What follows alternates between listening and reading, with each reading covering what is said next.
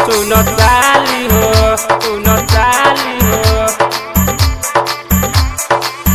सुनो साली हो, सुनो साली हो, साली हो।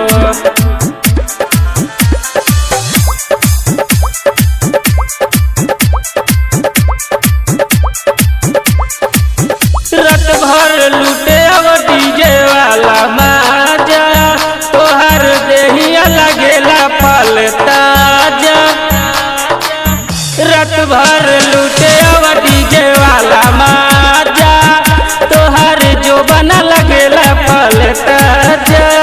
तोहरे लपीटत हम छाती बनी हो, सुन साली हो,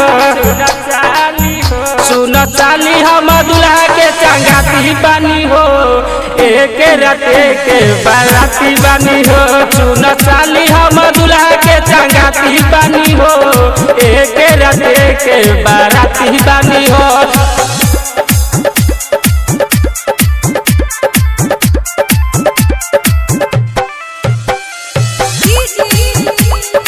असलम काबू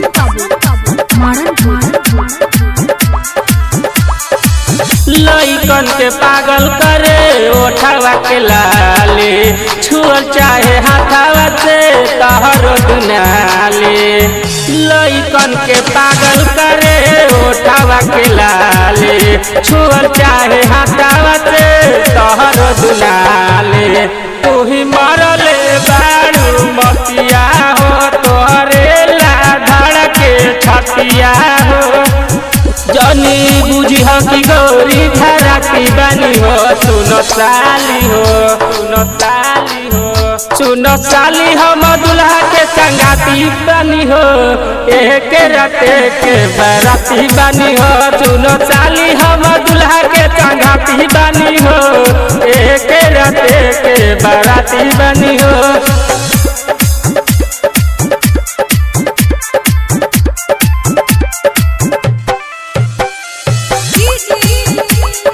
असलम काबू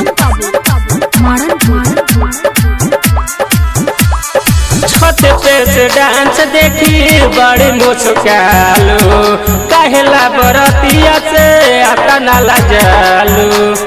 मुझे सम के डांस देखी साले मुस्कालू, काहे हो सरोवर से आता नाला जालू।